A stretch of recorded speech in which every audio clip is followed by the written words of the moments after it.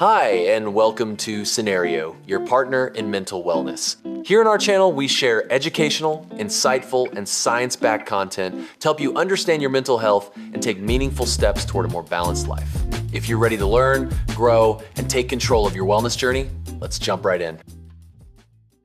When the person you love is struggling with depression, it can feel, well, pretty overwhelming. It's not just tough on them, it's tough on you, and it's tough on the relationship itself. So in this explainer, we're going to break down a really clear, actionable game plan to help you support your partner while, and this is key, also taking care of yourself. So here's our roadmap. First, we'll get a handle on what we call the ripple effect of depression. Then we're going to talk about the core strategy here, the dual focus. After that, we'll dive into practical ways to support your partner. Then we'll flip the coin and talk about why your own well-being is non-negotiable. And finally, we'll wrap up by talking about patience. All right, first up, the ripple effect of depression. You know, it's so important to get this one thing straight from the start. Depression doesn't live in a bubble. It's not just one person's private battle. It's a force that can really change the whole dynamic of a partnership. So let's just ask the big question right out of the gate, the one that many of you are probably living with right now. How does one person's depression actually impact a relationship? You might be feeling that distance or maybe a sense of confusion, and I just want you to know you are not alone in feeling that way. And that brings us to this term, the ripple effect. Think of it like dropping a stone into a pond. The depression is the stone, but the ripples spread out and touch everything. We're talking communication, intimacy, even just the simple day-to-day routines that used to feel so normal. It kind of changes the entire emotional weather of the relationship for both of you. Okay, so if that's the problem, what do we do about it? That brings us to our next section. And honestly, this is the most important idea we're going to cover today, the essential dual focus. This is the absolute core of building a healthy, sustainable way forward. And this is it, laid out perfectly. It's a two-part strategy. On one side, you have focus one, partner support. That means actively, compassionately helping your partner. But just as important, on the other side is focus two, self-support. That's about protecting your own well-being because burnout is real.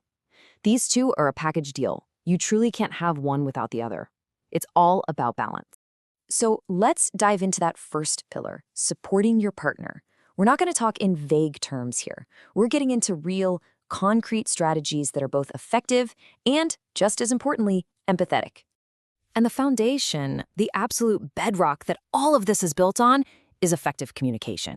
It's about trying to create a space where you can both be honest without it turning into an argument or a blame game. So how do we do that? Well, it boils down to these three steps. First, use I statements. Talk about how you feel, not what they did wrong. Second, listen to understand, not just to solve. This is huge. Your job isn't always to fix it, but to hear it. And third, validate their feelings. Simple phrases like, that sounds so hard, can make a world of difference. And this is just a perfect example of what we're talking about. You never talk to me is an accusation, right? It puts up a wall. But I feel concerned when you seem distant. Well, that's an invitation. It opens a door. That small shift in language can change everything. Now, your support is absolutely vital, but it's not a substitute for professional help. The key here is to encourage, not to pressure. You could suggest couples therapy as something you do together, or offer to go with them to an appointment. Even just sharing some resources shows that you're in their corner. You know, another thing that's incredibly powerful is just trying to maintain some normalcy. Depression can feel so isolating, so continuing to do some shared activities, even really small ones, can be a lifeline. It keeps that connection alive. Okay, so to wrap this section up, here's a quick and dirty summary. Do communicate with empathy, do encourage professional help, do try to maintain shared activities. And on the flip side, don't use blame, don't just assume this will fix itself, and, this is the perfect transition, don't neglect your own mental health. Which brings us right to that second pillar of our dual focus, taking care of you. And I really need this to sink in. Self-care is not selfish, it is essential. You've heard the airplane analogy, right? You have to put your own oxygen mask on first before you can help anyone else. This is that. So what does that actually look like? Well, it means carving out time for your own hobbies. It means leaning on your friends and family. Maybe find a support group with people who just get it. And yes, maybe even consider therapy for yourself to build your own toolkit.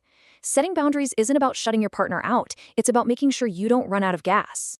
I know there's a question that comes with a lot of guilt, and it's this one. Is it really okay for me to take time for myself when my partner is hurting so much? Let me be as clear as I can be. Yes. 1,000 times yes.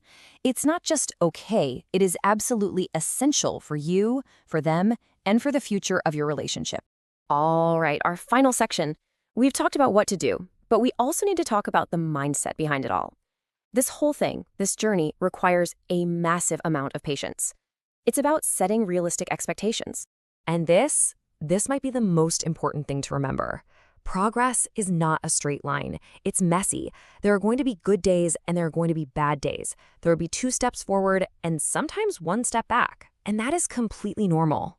So having realistic expectations really just means understanding that recovery is a marathon, not a sprint. It means knowing that a setback is just that, a setback. It is not failure. It doesn't mean you've done something wrong or that your partner isn't trying. It's just part of the path. And that leads us to a final thought. It is so easy to see this situation as just a heavy, difficult struggle. But I want to leave you with this question to think about. If you can navigate this together, with empathy, with that dual focus on both of you, and with patience, how can this incredible challenge actually become an opportunity to build a partnership that's stronger, deeper? Thank you for watching Cenario. If this video helped you, don't forget to like, subscribe, and share. For personalized mental wellness supplements, visit Cenario.com. See you in the next one.